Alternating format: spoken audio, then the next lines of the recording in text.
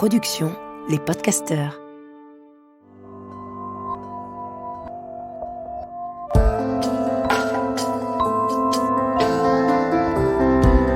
Bienvenue, vous écoutez Coquelicot, le podcast qui replace le clitoris au centre de notre vitalité et qui remue en profondeur notre rapport au plaisir féminin.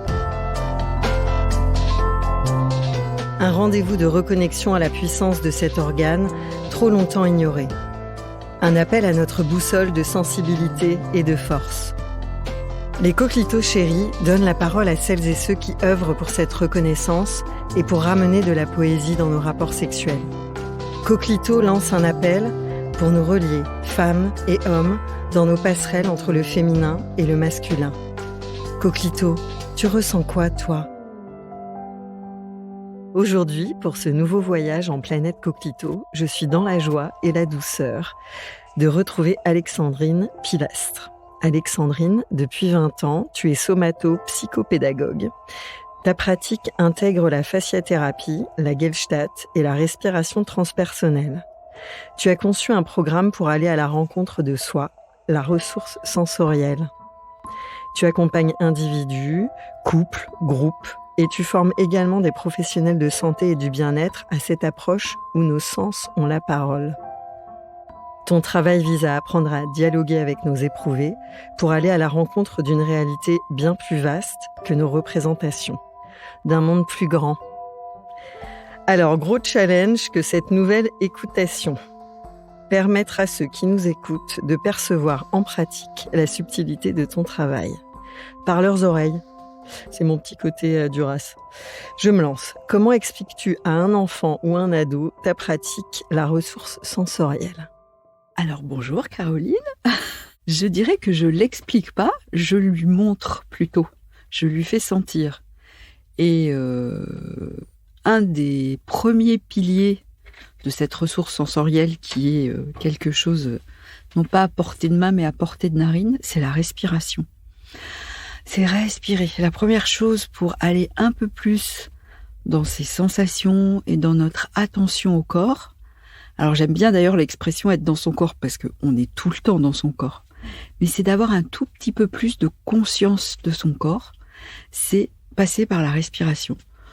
Donc un ado ou un enfant, on va lui montrer comment jouer avec sa respiration. Et surtout, qu'est-ce que ça lui fait sentir de respirer de telle façon ou de telle autre, dans la simplicité et dans le jeu de faire l'expérience, d'éprouver. Qu'est-ce qu'ils formulent du coup les enfants et les ados quand ils travaillent avec toi ? Ils formulent des choses qui leur sont très proches parce que finalement, je parle plus des enfants que des ados, mais les ados aussi, parce que les ados ils sont dans une période de grande intensité d'éprouver dans leur corps avec tout ce qui se passe. Ils formulent justement des éprouvés. Ah, ça fait chaud. Ah, ça fait des fourmis partout. Ah, ça me fait un peu tourner la tête, mais c'est drôle. Voilà. En fait, il y a quelque chose de tout simplement très vivant. D'ailleurs, cette ressource sensorielle, c'est pas tellement une méthode, c'est plutôt un art du vivant, de retrouver ça, de remettre ça en avant, parce que c'est toujours là, mais c'est notre attention qui n'est plus dessus. Éprouver l'éprouver, un terme que j'ai redécouvert grâce à toi. On éprouve des sentiments et on éprouve nos corps, nos âmes. Ça dit quoi de toi, ce verbe, ce nom commun, cet adjectif ? Alors d'abord, ce qui est intéressant, c'est qu'un éprouver, c'est pas forcément une émotion. On a tendance à confondre. Un éprouver, c'est une sensation dans le corps. Et pas une sensation qui va nous donner tout de suite une explication. Ça peut être... ça peut être ce qu'on disait tout à l'heure, du chaud, du froid, des fourmillements, mais ça peut être aussi des choses un peu plus subtiles comme un goût. Alors là, on va être moins dans le corps. On va peut-être être plus avec ce qu'éprouve le corps, ce qu'éprouve ce qu'on appelle notre perception. Ça va être le goût d'une rencontre, ou le goût d'une atmosphère, ou d'une ambiance. une texture. Tiens, j'ai une sensation que c'est épais là dans ma jambe ou que c'est tout rétréci. Nos amis belges disent tout racrapoté dans ma poitrine. Voilà, donc on est vraiment dans plus des textures, des comment je pourrais dire, presque des couleurs. Hein. Parfois, on peut dire, tiens, mais quand j'ai rencontré telle personne, ça m'a fait une sensation de bleu ou de sombre. Alors, c'est pas un langage auquel on est habitué. Hein. C'est un langage perceptif, sensoriel, mais c'est un langage qui nous donne beaucoup, beaucoup d'informations sur d'abord qui on est et qu'est-ce qui se passe quand on rencontre l'autre, le monde, en nous. C'est une boussole à découvrir. En quoi la voie du sentir, la voie de l'éprouver, est un chemin de réparation et de conquête de liberté? Oh, ça c'est une vaste question. Hein. Alors, chemin de réparation, là je vais un peu enfoncer les choses, parce que d'abord, quand on est un bébé, quand on est un enfant sans avoir le langage, on est traversé sans cesse par des éprouvés. Et souvent, heureusement ou malheureusement, parce qu'il y a des choses aussi qui sont une forme d'adaptation, notre éducation va beaucoup nous faire douter de ce qu'on éprouve. Hein, souvent, on va dire à un enfant « Mais non, t'as pas mal. Mais non, c'est pas si grave. C'est pas bien d'être en colère. Non, on pleure pas, c'est pas le moment, etc. » Donc, en fait, petit à petit, on s'éloigne de ce qui nous traverse comme étant pas forcément quelque chose de renseignant et comme quelque chose d'accepté. Donc c'est en ça que c'est un chemin de réparation. Et c'est aussi un chemin de réparation parce que ce qu'on éprouve, c'est singulier à nous. Donc c'est ce qui nous renseigne sur nous. Et l'idée, c'est pas de dire c'est pas bien de penser ou le mental est pas bien, c'est plutôt de mettre des passerelles entre ce qu'on éprouve, comment ça nous renseigne sur nous et sur le monde, et comment notre cortex, nos pensées vont pouvoir aller puiser de l'information là-dedans.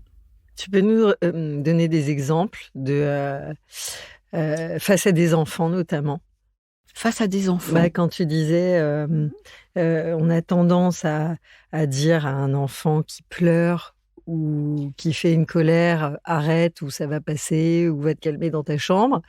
En quoi ça peut être une façon de mieux accompagner nos enfants pour leur permettre de mieux dialoguer, en gros, avec leur éprouvé? Déjà, un enfant, par exemple, qui est en colère, alors ça, je suis pas la première à dire ça, plutôt que de se braquer, c'est déjà corporellement se mettre à son niveau. Si c'est un petit, s'asseoir avec lui et être dans une forme d'empathie, de lui dire « Oh, mais ça a l'air intense, là, ce qui te traverse. Qu'est-ce qui se passe, là? Qu'est-ce que tu ressens ?» Parce que déjà, l'enfant qui est en colère, il comprend pas ce qui lui arrive. Il exprime quelque chose de brut de fonderie. Et le fait qu'on puisse être beaucoup plus proche de ce qu'il éprouve va lui permettre de reprendre du souffle, de se calmer, de se sentir vu. Parce que ce qu'on ne voit pas dans notre éducation, c'est les éprouvés des autres. On les voit pas et on les prend pas tellement en compte. C'est pour ça qu'à l'heure actuelle, il y a tout ce courant sur l'hypersensibilité.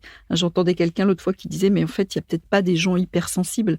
C'est peut-être le monde qui est hyposensible. Hein » Et c'est plutôt de dire « Oh, tiens, mais qu'est-ce qui se passe dans le corps de mon enfant ?» ou un enfant qui court, combien de fois un enfant, il est là, il saute, on lui dit « Fais attention, tu vas tomber !» Alors qu'un enfant, alors bien sûr, c'est pas lui laisser faire n'importe quoi non plus, mais c'est plutôt accompagner son mouvement, accompagner l'envie qu'il a de cette expérience, plutôt que de la freiner. Et pareil pour les émotions. Je suis désolée, je suis passée d'un sujet à l'autre, mais ok, tu fais la gueule, qu'est-ce qui se passe? Qu'est-ce qui se passe? C'est lourd, qu'est-ce qui se passe? Ça serre en toi, t'es en colère, ok. Oh, qu'est-ce que c'est cette colère là? Ça a l'air intense, oh là là, quand je te vois, ça a l'air intense ce que tu ressens.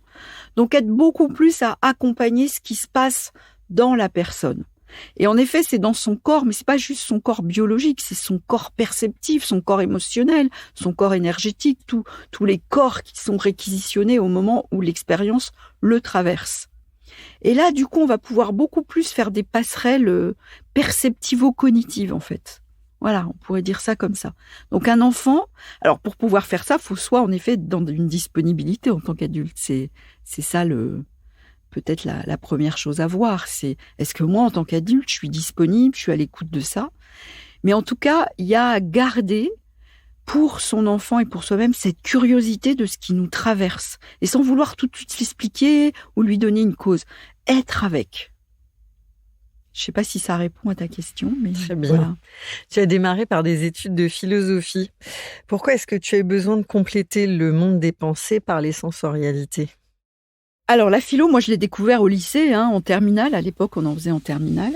Et il y a une phrase qui m'a bouleversée, qui m'a convoquée. Alors, c'est drôle parce que je l'ai cherchée sur Internet. Toutefois, je ne l'ai pas retrouvée telle quelle. En tout cas, c'était une phrase que j'avais écrite noir sur blanc sur mon cahier de philo. C'était « Ton corps, qu'annonce-t-il de ton âme ?»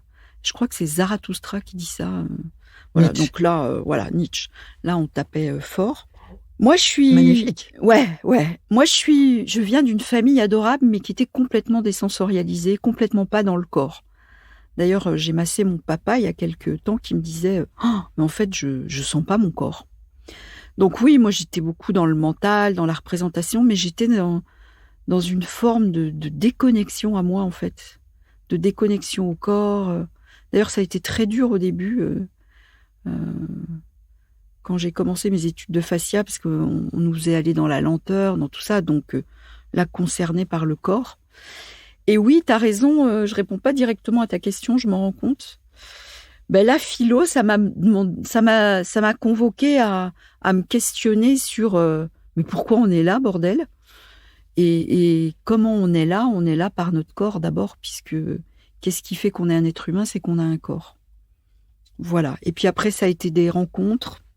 Ouais, ça a été quoi le déclencheur? Ah, le pour déclencheur. Que tu bascules et que tu commences à le te former déclencheur, avec tes mains, ouais. avec l'outil de tes mains. Eh ben, le déclencheur, ça s'est passé chez une amie qui était infirmière et qui m'a fait écouter des cassettes d'un monsieur qui s'appelait Satprem, qui était interviewé par Jacques Chancel. Je sais pas si tu connais Jacques Chancel, c'est mon époque, ça. Et en fait, ce monsieur avait été un Français qui avait beaucoup bourlingué et qui avait rejoint Sri Aurobindo, Mère, qui étaient des gens qui habitaient en Inde. Mère, elle a fondé Auroville. Et en fait, ce sont des gens qui se sont penchés sur le corps, beaucoup le corps. Et ce mec-là, dans son interview, disait que la voie de passage, c'était le corps. Il parlait du mental des cellules. Il parlait que, oui, il n'y avait pas d'enfer, il n'y avait pas de paradis, c'était le corps, l'énigme. L'énigme à aller rencontrer, l'énigme à aller résoudre. Et je ne peux pas te dire l'effet que ça m'a fait. Je me suis mis à pleurer comme une madeleine et j'avais la sensation de rentrer à la maison.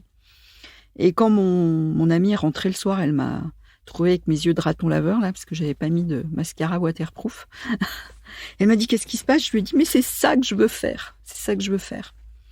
Et elle m'a dit à l'époque, tu sais, j'ai commencé une formation avec une méthode qui parle beaucoup de ça et qui va beaucoup dans ça.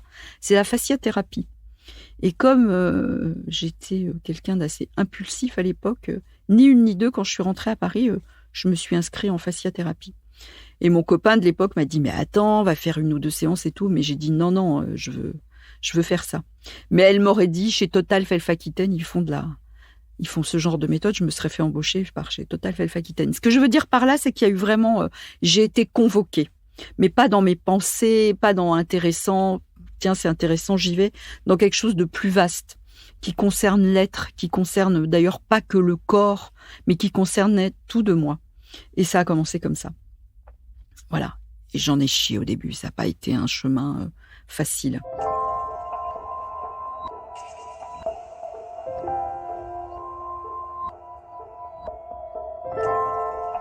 En quoi la sensualité est-elle fondamentalement existentielle ? La sensualité. Ah, carrément, là. J'ai envie de te dire la sensorialité qui amène à la sensualité. Alors là, c'est vrai qu'on est dans la sémio, donc... d'abord, quand je suis touchée, je suis validée dans le fait que j'existe fondamentalement. Il n'y a pas un truc qui peut me faire douter que j'existe quand un autre me touche. Et ça s'explique pas. Ça se vit, ça s'éprouve. Alors après, il y a cet organe absolument mystérieux et qui est à la fois un organe de contact et un organe de séparation, qui est notre peau. Il y a notre ami Anzieux, Didier Anzieux, qui a écrit Le moi peau. Et le moi et la peau va être vraiment c'est la frontière contact. Et cette peau, elle est incroyable parce que c'est l'organe le plus superficiel et en même temps, c'est ce qui renseigne fondamentalement sur ce qu'il y a de plus profond dans l'être. C'est ça qui lui fait se sentir ou au contraire être anesthésié. Alors, je ne sais pas ce que toi tu appelles la sensualité. Vu qu'on est dans une émission qui s'appelle Coquelicot, je crois, on va parler là de plaisir, mais je dirais que la sensualité, c'est pas forcément la sexualité. C'est quelque chose d'abord qui va permettre d'éprouver de la détente, quelque chose qui est difficile à décrire finalement, qui est le fait de contacter une forme d'éprouver de douceur, de contact aimant et aimant, aimanté dans le sens magnétique. Voilà, ouais, c'est une bonne question. C'est très personnel, la sensualité. C'est ce qui nous fait aussi contacter le monde par nos sens. Je pense au goût, à l'odorat, au toucher. Donc, c'est ce qui nous fait nous sentir vivants, peut-être, tout simplement. Tu nous expliques un peu plus la fasciathérapie, en quoi ça consiste? Alors, la fasciathérapie, ça a été fondé par un monsieur que je salue au passage, qui s'appelle Danny Bois, et qui est kiné et ostéopathe. Le paradigme de la fasciathérapie, c'est que dans chaque couche du corps circule un mouvement interne. Ce mouvement interne, d'ailleurs, c'est le mouvement de vie qui est là aussi dans cette pièce, qui est là de toi à moi. Et en fait, quand il rentre dans notre matière, il va s'organiser en cadence, en orientation, en rythme. Et en fait, alors pourquoi ça s'appelle la fasciathérapie? Parce que le fascia, c'est un tissu qui, dès la formation de la première cellule, va envelopper chaque membre, chaque organe. C'est-à-dire qu'il y a du fascia sur l'os, il y en a sur tous les organes viscéraux, il y en a sur les gaines des artères. Donc en fait, c'est un tissu qui fait du lien et du relais entre chaque partie du corps, entre nos os, nos organes. Entre nos os, nos organes, et c'est un tissu de soutien.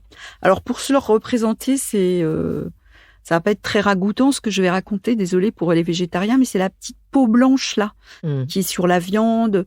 Il y a aussi du fascia dans les tendons, dans les ligaments. Et en fait, c'est un tissu qui est fait de fibres de collagène, qui est fait de plein d'autres choses, et qui soutient et qui relie.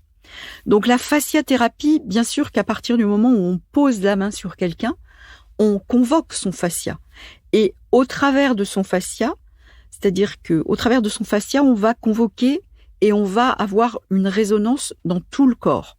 Bon, après, il y a des grandes chaînes de fascia, il y a le fascia axial profond. Je vais peut-être pas te bassiner trop avec l'anatomie là, mais bon. Donc en fait, ce qu'on va faire avec notre main en fasciathérapie, c'est qu'on va aller voir, quand on touche une section du corps de quelqu'un, si ce mouvement interne circule bien, toujours dans ses cadences, dans ses orientations, dans ses dans ses rythmes. Et en fait, un endroit où cette fascia, où ce mouvement interne ne va plus circuler, va être un endroit où il y a eu un choc. Mais aussi bien un choc physique qu'un choc psychique. Tu te fais une entorse, ton fascia va se serrer, va s'immobiliser. T'as un choc traumatique, ton patron de vire en te traitant d'idiote, ça va faire aussi un choc dans ton corps. Et l'idée, c'est d'aller remettre de la mobilité dans le corps, là où il y a encore, malheureusement, des chocs qui sont pas passés. Et ces endroits d'immobilité du corps sont très en lien avec toutes nos stratégies psychiques. C'est pour ça d'ailleurs que la fasciathérapie est devenue la somato-psychopédagogie. Parce que ce qu'on va faire en termes de relancer du mouvement dans le corps va avoir aussi un impact sur nos stratégies psychiques. Alors pourquoi les gens viennent te voir? C'est quoi leur demande apparente quand ils font appel à toi? Ça, c'est une bonne question. Déjà, je travaille beaucoup en relais avec d'autres collègues qui travaillent dans la relation d'aide. Je travaille avec des psychothérapeutes, je travaille avec 2 psychiatres, avec des médecins. Donc, ils viennent me voir soit parce qu'ils ont une douleur, soit parce qu'ils ont des maux récurrents, des tendinites, mal au dos, des maux de crâne, soit parce que alors, ils me sont envoyés par des psychanalystes et ils veulent faire un travail corporel complémentaire. Voilà, soit parce qu'ils ont entendu parler de moi par des copains. Ce que je veux dire, c'est que je reçois un peu, j'ai une clientèle ou une patientèle qui est vaste en fait, qui vient avec des demandes, bien sûr, autour du corps, autour de se détendre, de retrouver une perception d'eux-mêmes, mais aussi avec... Il y a beaucoup de gens qui viennent par curiosité finalement, et je trouve que c'est une bonne maladie. Est-ce que la sexualité, c'est un sujet qu'ils abordent? Oui, c'est un sujet qui fait partie. Alors moi, je suis pas sexologue, donc ils viennent pas me voir pour une problématique autour de la sexualité, mais c'est des choses qui sont abordées. Finalement, la sexualité, c'est comment on communique avec l'autre, quel est le rapport de communication qu'on a avec l'autre. Donc oui, ça peut faire partie des sujets abordés. La respiration holotropique, qu'est-ce que c'est? Comment ça se passe une séance de respiration transpersonnelle et qu'est-ce que ça permet de traverser? Alors, je vais peut-être en profiter pour dire que, en effet, la fasciathérapie et la respiration holotropique et les autres outils que j'utilise, ça sert quand même un fil d'Ariane qui est redevenir perceptif. C'est-à-dire être un être humain qui perçoit, tout simplement. Alors, la respiration holotropique... Fondamentale pour avoir une vie sexuelle joyeuse. Oui, certainement. Entre autres. La respiration holotropique, elle va mettre en état modifié de conscience. Ça veut dire quoi? Ça veut dire qu'elle va aller stimuler, non pas le clitoris, mais peut-être directement, mais la glande pinéale. Et elle va nous permettre d'avoir accès à plus d'inconscient. Voilà. Donc là, on va rentrer vraiment dans de la remémoration, autour de la naissance, dans de la remémoration autour de la biographie, de choses plus en effet transpersonnelles. Il peut y avoir aussi des choses autour de la lignée, du transgénérationnel, etc., etc. D'où le nom holotropique. Holo, ça veut dire forme, et tropique, les formes. Et en effet, comme on va convoquer beaucoup, beaucoup d'énergie de vie, on va avoir une convocation parfois de l'énergie sexuelle. Alors en même temps, c'est drôle parce que ça se passe souvent en groupe. Et dans les groupes, on dit pas de passage à l'acte violent ou sexuel. Mais ça veut dire quoi? Ça veut pas dire qu'on tasse la sexualité ou qu'on n'en veut pas. Ça veut dire qu'on invite les gens à éprouver cette énergie, peut-être qui va monter, mais pour eux. Pas l'exprimer en dehors, mais vraiment d'aller voir qu'est-ce qui se passe dans mon corps quand mon désir monte. Est-ce que ça circule? Est-ce que ça m'affole? Est-ce que c'est une tension nerveuse? Ou est-ce que c'est quelque chose que je peux venir respirer et que je peux aider à se propager? Voilà, parce que c'est quand même une énergie de vie fondamentale.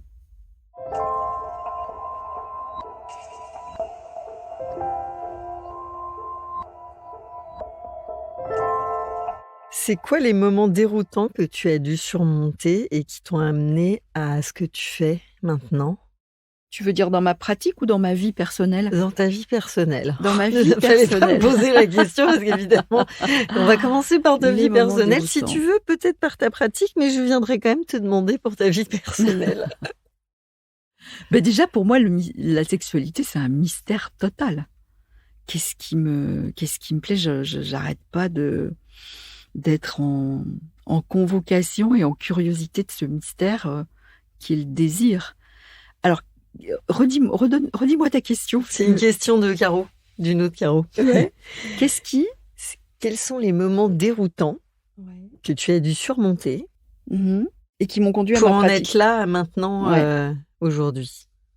Ta pratique et ta vie de femme et d'être humain. Des moments déroutants. Oh là, c'est une question piège, ça. Mais non. Ah, les moments déroutants.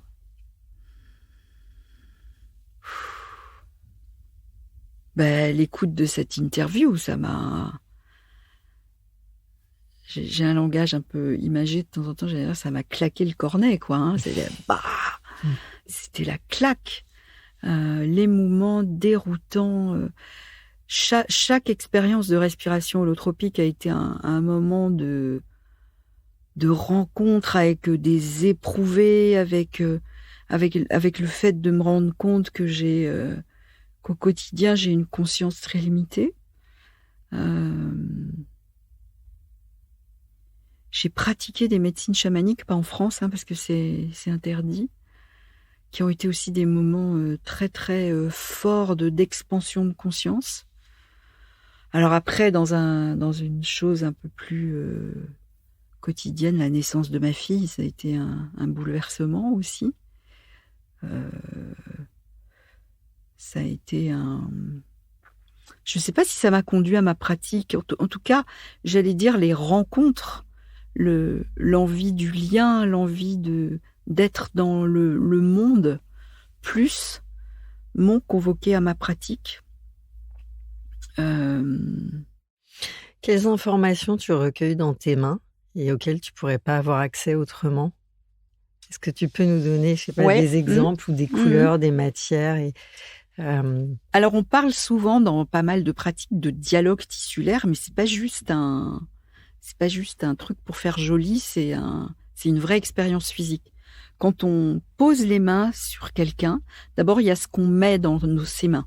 L'intention qu'on met dans les mains, moi j'enseigne ça beaucoup, c'est d'aller rencontrer l'inconnu de l'autre et d'aller surtout l'accueillir avec là pour le coup une bienveillance inconditionnelle. Alors quand on va poser les mains sur quelqu'un, et ça je crois que n'importe quelle technique pourrait dire ça, alors c'est vrai qu'il y a des techniques de massage qui sont plus protocolaires, là on n'est pas tellement dans le protocole, on pose les mains et on écoute avec toute soi, et puis ça s'entraîne, hein. On va poser les mains, par exemple, moi j'ai des prises d'entrée. Alors il y a par exemple quelque chose qui consiste à aller faire toute une rythmicité des contours de la personne, d'abord pour qu'elle se sente vraiment là, hein, dans ses contours. Et quand je fais cette introduction, il y a des endroits du corps qui appellent tout de suite. C'est-à-dire que on va être sur la jambe, puis sur le bassin, et puis on va aller là, et puis tout d'un coup là on sent que c'est tassé, c'est comme un millefeuille dans le plexus. Donc là on va avoir envie d'aller comme pétrir plus la matière, d'aller venir, et puis on voit aussi ce que l'autre nous renvoie. Est-ce que ça va pour toi? Oh oui, j'ai mal là, ça a besoin. Voilà, et en fait il y a quelque chose, nos doigts sont appelés. D'ailleurs, parfois, moi, je suis contente d'avoir mes mains qui bossent toutes seules, parce que je peux avoir ma tête qui part ailleurs, et mes mains font le boulot, quoi. Donc, il y a des récepteurs dans les doigts, hein, qui font qu'il y a des petits sonars perceptifs qui font que on va aller au bon endroit. Et moi, je suis très sensible aussi quand quelqu'un rentre dans mon cabinet à ce que je ressens le goût qu'a l'autre, le goût qui va avoir notre rencontre. Et ça demande parfois de la patience, parce que ça se donne pas tout de suite, faut du temps. La personne arrive avec parfois sa façade, parfois aussi, voilà. Ça demande du temps, la rencontre. Ça répond? Ouais. Oui, mais plus je t'écoute, plus je me dis c'est une sacrée métaphore de la rencontre entre deux corps qui vont rentrer charnellement l'un auprès de l'autre.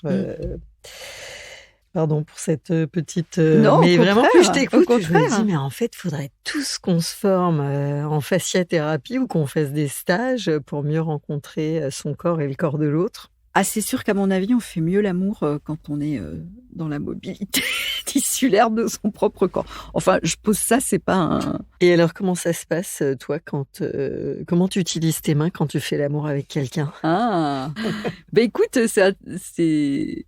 En fait, je me rends compte que quand je fais l'amour avec quelqu'un, j'aime bien le pétrir d'abord, là, rythmer ses tissus, venir sentir son ossature, voilà, c'est très frotti-frotta au début, là, c'est très, d'aller vraiment sentir la consistance de l'autre. Voilà, j'aime bien emmêler mes jambes aussi, voilà, mais j'ai besoin de sentir En fait, j'ai besoin de sentir sa consistance, sa présence et ce qu'il dégage.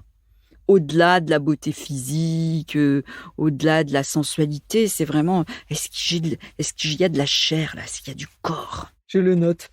Qu'est-ce que nos corps engramment in utero et à la naissance? In utero, je suis pas spécialiste, je vais y aller avec des pincettes, plutôt via mon expérience et via in utero. D'abord, on pourrait dire que, comment on va appeler ça pour choquer personne, l'âme, l'esprit choisit quelque part les parents. Donc il y a tout le transgénérationnel qui est là. Après il y a tout ce qui est de l'histoire de la grossesse, de l'histoire et même avant de la grossesse de l'histoire des parents. Donc il y a oui, il y a plein de mémoires qui sont encodées certainement. Mais c'est tellement un mystère. Alors après, par contre, là, je vais mettre le paquet. Ce qui est important, c'est la naissance. La façon dont on vient au monde, elle est très fondamentale. Et c'est un passage initiatique, mais pas au sens religieux, plus au sens peut-être spirituel. Et je soupèse le mot. Mais en tout cas, c'est un passage, c'est une mort-renaissance. Enfin, je suis pas la première à dire ça, heureusement. Et c'est très important la façon dont on vient au monde. C'est pas un acte médical, c'est un acte. Alors c'est bien qu'il y ait du médical s'il y a des problèmes, mais on médicalise trop et un humain, ça commence là, dans la façon qu'il a de venir au monde.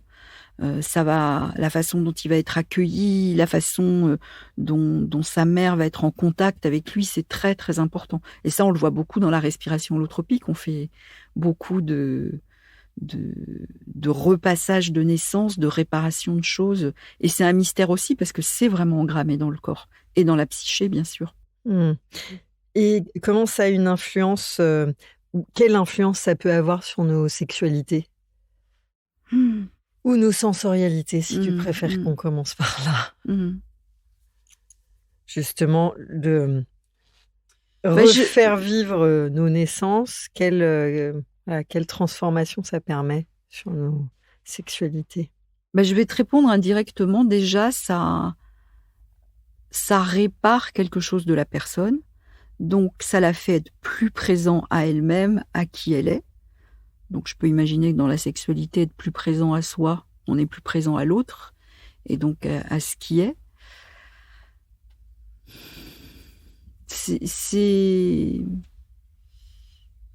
J'allais dire, plus que de parler là de sexualité directement, j'ai envie de parler de présence à soi.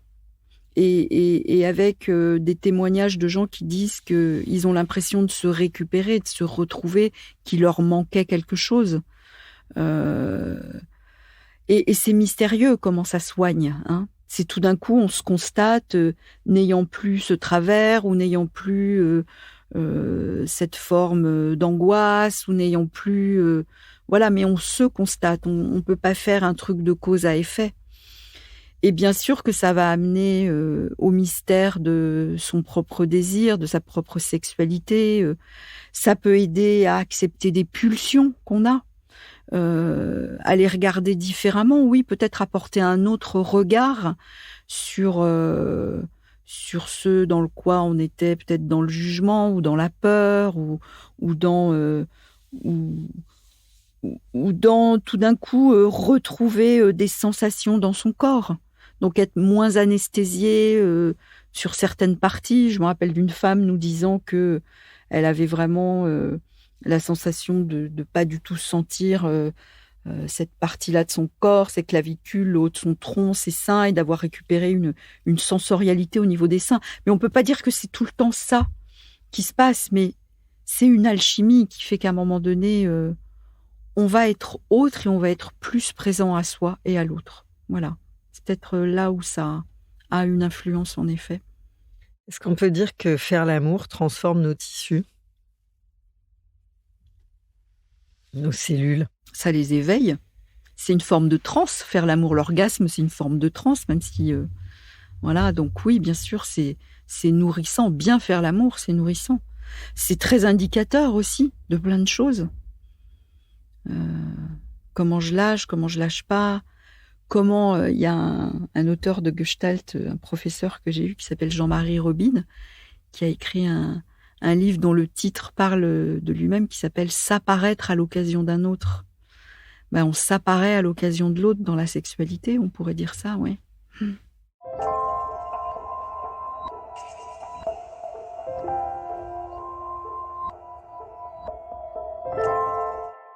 En quoi le clitoris est au centre du réacteur de notre vitalité? Alors moi, j'ai envie de te parler de ma découverte du clitoris. Oh ouais. Alors moi, j'ai une maman qui était prof de biologie. Donc, à 9-10 ans, je savais comment tout fonctionnait, l'appareil reproducteur, etc. Biologiquement, au niveau sciences nat, j'étais au top. Mais alors, d'un point de vue de l'éprouver du plaisir, j'étais pas du tout au courant. Je crois que j'ai découvert le clitoris en lisant, je sais pas si vous vous rappelez de ce magazine Union, qui était un magazine érotico-porno, etc. Et là, oui, en effet, dans un récit, on parlait de ce petit bouton, de ce bouton de rose.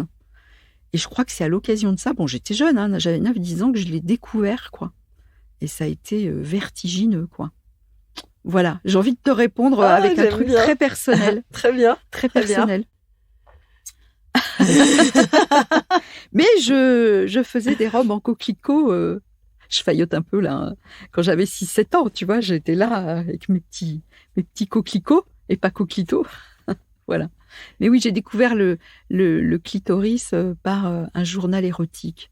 Comme quoi, ça a du bon parfois aussi. Voilà. Qu'est-ce que tu conseilles pour mieux se connecter à lui? D'aller l'explorer, d'aller le toucher. C'est très délicat, c'est très... Je conseille aussi quelque chose qui est très intéressant, où là, je pourrais mettre de la fascia. C'est d'aller tout simplement empaumer son périnée. Et de sentir cette zone qui est forte, qui est puissante, mais juste de mettre la main sans bouger. Et de pas avoir peur qu'il se passe rien. Et puis peut-être tout doucement, d'aller bercer cette zone comme si elle était dans un hamac. Et d'avoir beaucoup de délicatesse pour cette zone, parce qu'on manque beaucoup de délicatesse. Et c'est une zone qui est compliquée, qui est complexe, même pour nous les femmes, pour les hommes aussi, certainement aussi, mais c'est surtout d'aller peut-être se rencontrer avec toute la délicatesse dont on a besoin dans cette zone-là. Y a-t-il des verrous ou des angles morts que tu sens particulièrement palpables dans le corps des femmes et des hommes aujourd'hui? Est-ce que y en a certains auxquels tu as accès, où tu dis ça, c'est vraiment plus un verrou que tu sens dans le corps des femmes, et ça, c'est un ou des verrous, angles morts chez les hommes? Alors, je vais te répondre encore indirectement, mais directement aussi. Ton petit côté holistique. Ouais. Non, je réfléchis, comment je pourrais dire ça? Alors, c'est peut-être mon éducation. Je remets souvent du biologique où il y a du sexuel. Je m'explique. Ça m'arrive souvent ça m'arrive quand, par exemple, une personne vient me voir pour des problèmes de bassin ou des choses comme ça, et je crois que je peux dire quand même merci à ma maman, parce que ce côté biologique fait qu'on peut aborder le côté plus sexuel. Ça m'arrive de dire à une femme, est-ce que c'est OK si je touche ton os pubien, en lui expliquant qu'il y a plein de ligaments qui relient l'os pubien aux ischions, au bassin, et que peut-être ce serait intéressant d'aller voir ce qui se passe là. Donc quand j'ai un oui, ce qui est le cas à 99%, je vais mettre mes pulpes de doigts sur l'os pubien. Et là, en effet, il y a souvent beaucoup de tension et beaucoup de stress. C'est pour ça que je te dis, je te réponds directement et indirectement. Et du coup, d'aller remettre de la rythmicité, de dire à la personne, laissez vraiment toute cette zone s'expanser, voir ce qui se passe, dites-moi si ça fait mal, etc. Ça enlève le tabou autour de la sexualité et de cette zone, et ça remet quelque chose d'une mobilité dans le bassin. Idem pour les hommes. Alors les hommes, ce dont ils ont peur sur la table, c'est de bander. D'ailleurs, il y en a qui me disent: «Et si je bande?» Je dis: «Bah, bienvenue, vous bandez, c'est tout, on n'en fera rien, mais ce sera là. Peut-être savourez votre bandaison pour vous, voilà». Non, mais c'est vrai, hein, tant qu'à faire. Et moi, je suis dans une posture très, je suis placée à un endroit où il y a pas de débordement. Ça fait partie de l'accueil de l'autre. Bien sûr que si le désir, il est là, bon, on l'accueille, mais on n'en fait rien. C'est la personne qui le savoure. C'est peut-être ça, c'est aller rencontrer son désir. Alors, j'ai des hommes qui arrivent qui ont des pubalgies ou C'est quoi une pubalgie? une pubalgie, c'est une inflammation de tout ce qui est ligamentaire et de la zone de l'os pubien. Souvent, il y a des zones, des hommes qui ont des soucis de testicules qui remontent. C'est souvent un problème des obliques. Donc, en fait, on va aller... et il y a des zones de tension. C'est vrai que les hommes, on les croit plus cool, mais ils sont pas décontractés avec cet endroit quand ils sont dans un rendez-vous médical. Et le fait déjà d'autoriser une forme de bah, tu bandes et puis c'est OK, c'est bienvenu, c'est la vie, c'est beau et ce sera pas malaisant comme diraient nos ados, hein. Ça relâche, voilà. Oui, il va Alors pas en faire quelque chose, voilà, c'est ça. obligatoirement. Alors là, c'est marrant, je suis en train de te parler et il y a une zone qui m'arrive, en pensée. La zone qui est très, très tendue chez plein de gens, bah, c'est la base du crâne, hein, c'est les cervicales, c'est la base du crâne, c'est tout ce qu'on tient là, hein, voilà. C'est aussi la base du crâne, c'est là où on a tous nos cerveaux limbiques et reptiliens et moi, je fais beaucoup de crâniens, je re-rythme toutes ces zones, je vais vraiment aller convoquer beaucoup les cervicales. Les os ici, ils sont dans une densité, dans une immobilité, intéressante et souvent, quand on lâche au niveau de la base du crâne et des cervicales, ça lâche jusqu'au sacrum, jusqu'au coccyx, jusqu'à tout ce qui fait, justement notre base, notre bassin, hein. C'est Annick de Souzenel dans son livre «Le symbolisme du corps», elle dit que le sacrum, il est ancré, il est planté dans nos terres intérieures qui sont notre bassin, hein. Voilà, je sais pas si je réponds à ta question? Si, très bien. Ouais. Qu'est-ce que tu aurais comme conseil, à donner pour, je sais pas, quotidiennement, prendre soin de ce sacrum qui Mmh. soutient Mmh. nos Beh, grandes bibliothèques de vie? je dirais qu'il y a à se remettre dans la danse, dans quelque chose où justement on peut jouer avec les circularités dans notre bassin, alors sauf s'il y a des douleurs, et cetera, mais bien se mettre dans ses pieds parce que on nous bassine avec l'ancrage, bon, c'est à la fois casse-pied parce que tout le monde en parle, mais en fait, il y a peu de gens, qui ont l'expérience physique de qu'est-ce que c'est sentir ses jambes, ses pieds. Être dans ses pieds et puis, voilà, danser chez soi. Il y a pas tellement de gens qui dansent chez eux finalement. D'aller vraiment, voilà, onduler, faire des circularités avec notre bassin. Aller juste aussi, regarder comment on est foutus. Les gens, ils savent pas comment ils sont foutus, hein.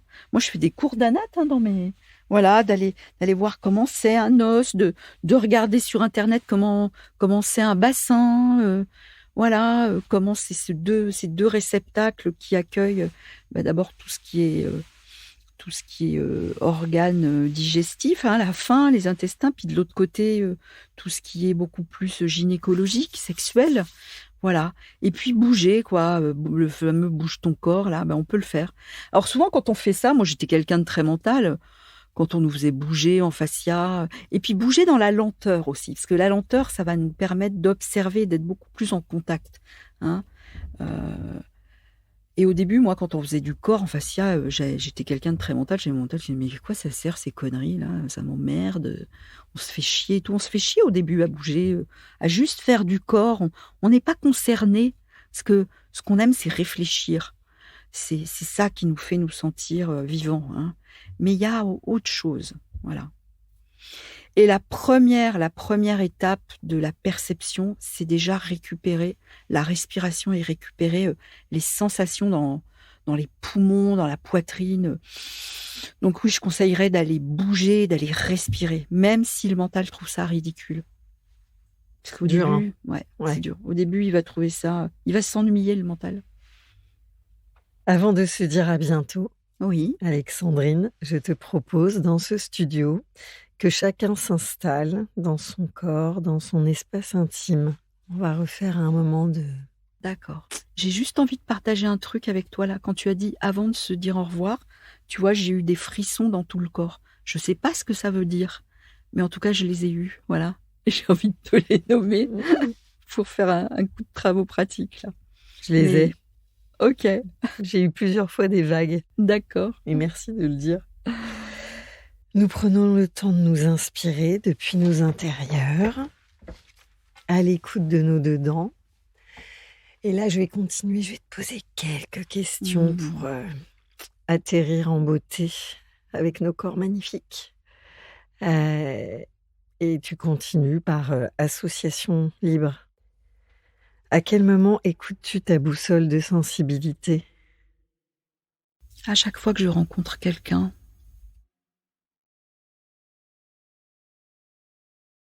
En quoi ton coquelicot est-il une force ?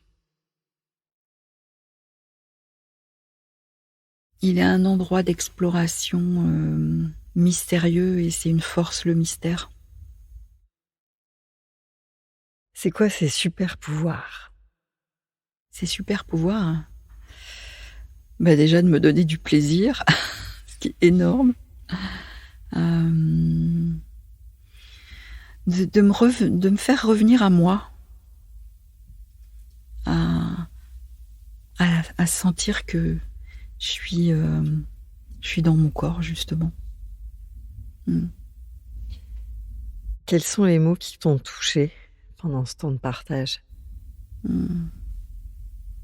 Ce qui m'a touchée, c'est plus ta voix, ton écoute, tes yeux, que tes mots.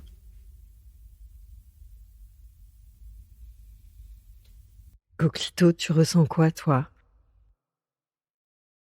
Bah là, ça refrissonne dans les jambes.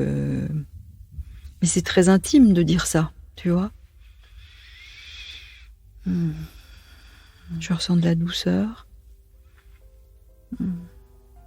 Et je ressens que quelque chose qui est important, c'est que c'est ok.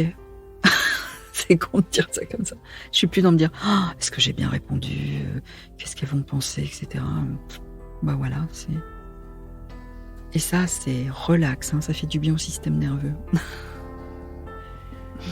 Coquelicot, à présent ancré en toi, relié aux autres coquelicots, avec quoi tu repars ? Avec le fait qu'il faut peut-être que je l'explore encore plus, le coquelicot. Voilà. Merci, je l'oublie parfois. Alexandrine, merci. Merci à toi.